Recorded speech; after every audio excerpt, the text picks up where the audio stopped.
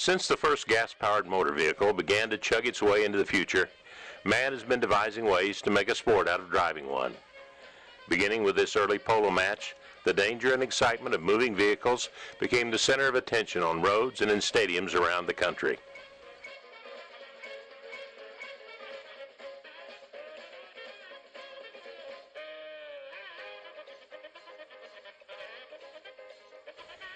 Thrillcades, like the one in these pictures from the late 1930s, kept the spectators on the edge of their seat for every death-defying stunt.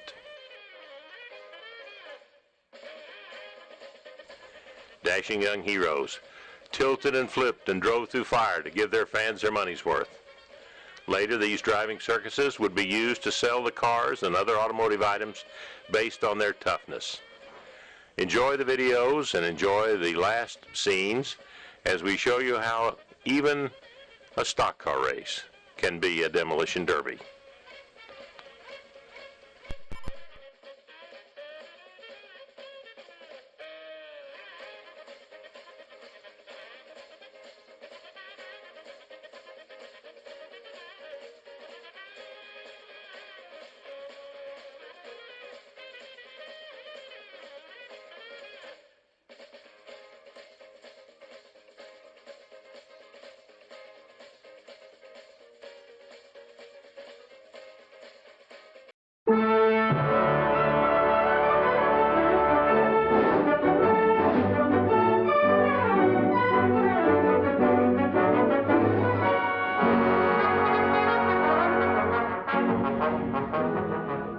This is the outfit, a rolling caravan that tours the highways and byways of America, bringing a thrill-packed show to hundreds of thousands of spectators all over the country throughout the year.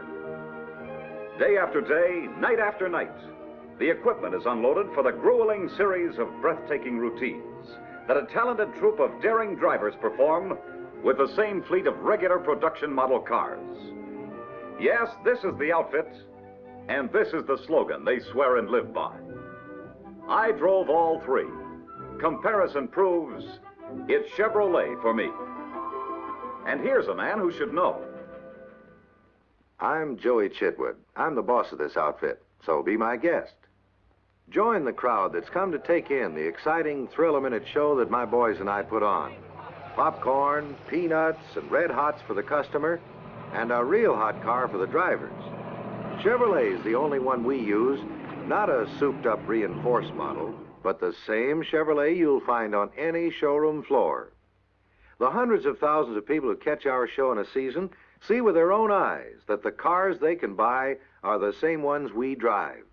And I'm giving it to you straight. My boys and I give hundreds of performances, day and night, with this same fleet of Chevrolets. And when you see the pounding we give them in these highlights from various shows, you'll get an idea of why the car we use has to be able to take it. And now, here's our announcer getting the show underway. Good afternoon, ladies and gentlemen, and welcome in behalf of Joey Chitwood and his world champion Auto Thrill Show. And now moving along with the individual introduction of each of the Daredevil stars driving brand new 1956 Chevrolet cars. That's how we take our bows. Just the drivers, mind you, not the Chevrolets. We can spin on a dime and give you a nickel change. Believe me, it takes more than hard braking and an expert at the wheel to do that. It takes a combination of balanced weight distribution, plus the way Chevrolet's front-end suspension is built into the chassis. There's the combination that makes for sure-footed, anti-dive braking control. Safer, easier all-around handling with a car that'll stop heads up. Yes, safer by a long shot, even in a full reverse spin, which we wouldn't wish on anybody driving on highways. But if it happens in an extreme emergency, Chevrolet's combination of outrigger rear springs and body balance are protection against a rollover. I don't expect you'll ever run into any road hazards like these, but here's another example of Chevrolet's ability to meet and beat an emergency. It's like balancing an egg on a toothpick. It takes more than driver juggling to do it. Balanced frame construction is what lets us ride this two-wheel tightrope.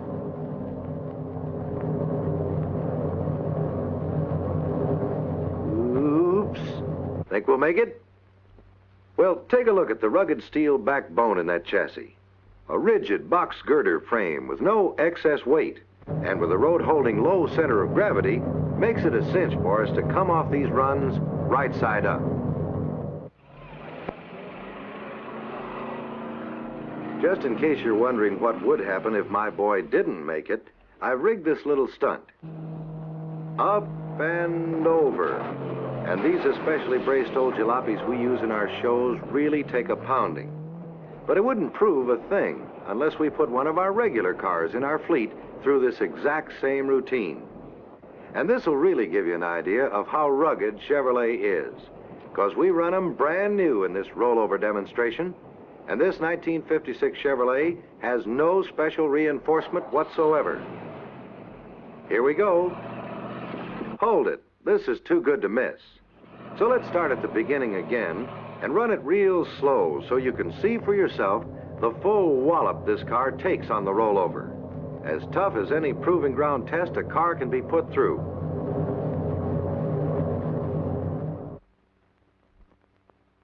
Durability? Brother, that solid, sturdy, double-wall steel construction really gives durability to Chevrolet. Because here we are, heads up and running. A car that can do that means the world to you in your everyday driving. And talking about everyday driving, I'm sure you won't get tied up in many situations like this. But to be freewheeling in tight spots where every inch counts is something we just don't take for granted. We've got to be sure of split-second response with every turn of the steering wheel. And no matter how or where you drive, when threading through traffic, cornering, taking the wide turns or the sharp turns on the highways, steering control is the key to easy, fatigue-free handling. You'll want that split-second response, and you'll get it from the same place we get it, from Chevrolet's ball race steering gear. It cuts friction and drag down to practically nothing. Besides, these outrigger rear springs mounted outside the frame members reduce sway and body roll on the sharpest of turns, producing sure fire control every foot of the way. Routines like this could be a tough, nerve-wracking grind, but behind the wheel of a Chevrolet, they're just the smooth, easy-handling pleasure that's tops in our book, and can be the same for any driver who chooses Chevrolet. Now, no matter how good roads are these days, your car still takes plenty of bumps and jolts. But they're nothing compared to this ramp jump I'm going to show you for demonstration purposes. No sway, no swerve. Perfect balance and a perfect landing. It's a jarring test of the springs, chassis, and frame, and the pounding we give these same cars day after day proves beyond all doubt that they're built to take it under the roughest driving conditions. Of course, no one drives on such roads all the time, but the times that you do, it's good to know that the Chevrolet you drive can take this kind of punishment. I'm sure you won't be doing this kind of high flying, and no man would, even in this business, if he wasn't absolutely sold on the car he used. It takes power, the solid, dependable V8 power you've got at the tip of your toe when you press down on a Chevrolet accelerator. In case you missed some of that, we'll try it again. This is something we can do only on film, but it'll show you how steady Chevrolet is, even flying high like this. And in this demonstration, you'll see 1956 Chevrolet durability put to the acid test. A car has to have everything to do this and survive, especially durability. And considering that this same car was used for the rollover stunt, it's really rugged. Here's another chance to see what I mean.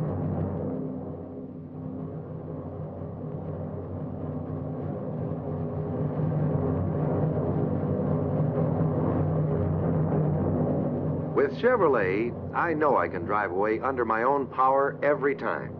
And I've got to know if I'm going to put on another show tomorrow.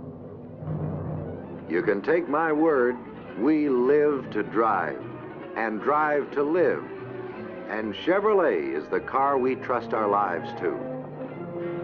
Day in, day out, night after night, we show off our driving skills with this package of driving thrills. But more than that, we prove every day that the extra margin of safety every family wants in a family car is built into a Chevrolet. Yes, this is the outfit, and here is the slogan they swear and live by. I drove all three. Comparison proves it's Chevrolet for me. It's a cinch this fellow knows, and you'll know too, once you get behind the wheel of a Chevrolet.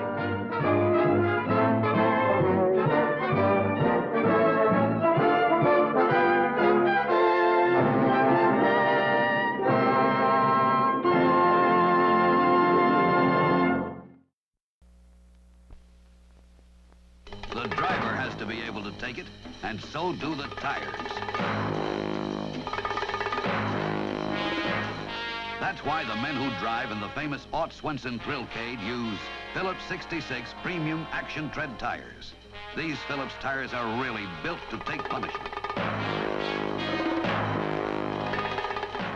The low-profile design provides a softer, more comfortable ride, and the wider, deeper tread gives more rubber-to-road contact. True non-skid traction. Right now, you can get a generous trade-in allowance on your old tires, plus convenient time payments on these rugged Phillips 66 tires. So see your Phillips 66 dealer soon. He's got the long mileage tires that are really built to take it. Yes, for first-class products and first-class service, go first class. Go Phillips 66. It costs no more. It all starts like this. A nice afternoon at the Fairgrounds dirt track, where the local drivers are ready to put on a show. The promoters have assured the track owners there'll be a full house for the races, and the stands are packed with excited race fans. As an omen of things to come, Dale Roper in car number 0 knocks a few boards off the outside fence while trying to drive fast enough to get a spot in the main feature. And so it begins. The racers are lined up behind the pace car, and everything points to a great day of racing. Not the destruction derby it would become, as reflected in these pictures taken by race fan and racing photographer Harry Lightfoot. The green flag waves, and cars begin to speed around the track, pushing and shoving for position. Number 72 gets into the corner too fast and begins a slow destruction of a large section of the outside fence, which is supposed to keep the cars inside the track.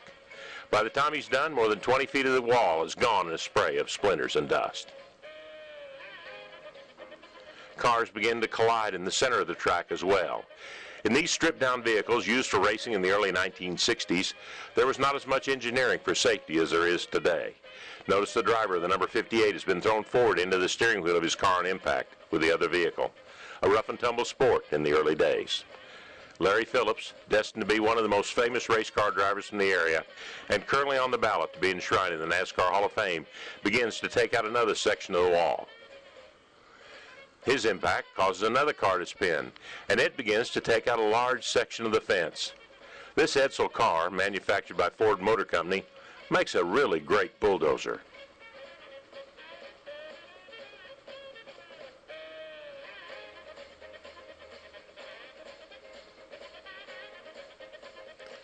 Now things really get crazy, as other cars fighting for position begin to take out large sections of the inside fence, made to keep the cars out of the infield. One by one after another, they follow, flattening long sections of the board fence.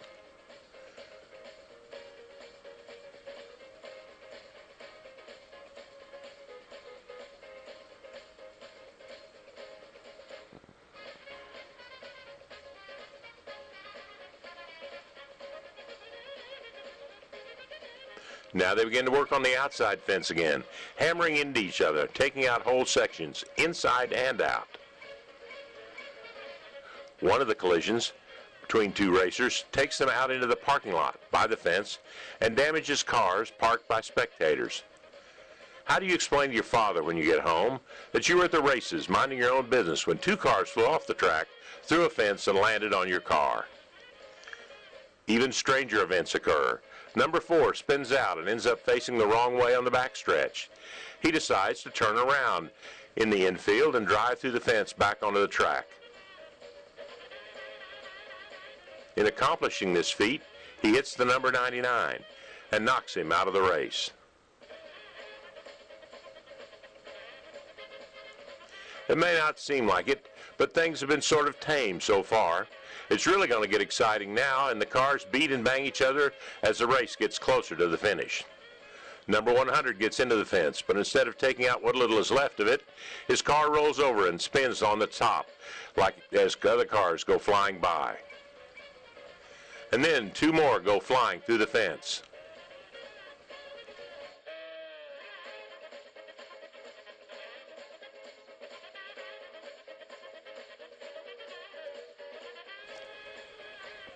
Number 98 decides to ride on top of the inside fence until it collapses under the weight of the car and turns into a large pile of splinters. Crossways, backwards, in the infield, and just driving along and having the top blow off. This was a race that defined the level of destruction you might see on any given night or afternoon on any given track around the Ozarks in the early days of stock car racing, all culminating in the checkered flag flying and the winner or survivor in this case, the number 20 of Kenneth Christie, pulling into victory lane to the cheers of the crowd. And so, after the crowd was gone and the drivers were paid, it is reported that it took every bit of the money collected, and a bit more, to repair all the damage to the track and the private cars in this 1964 race.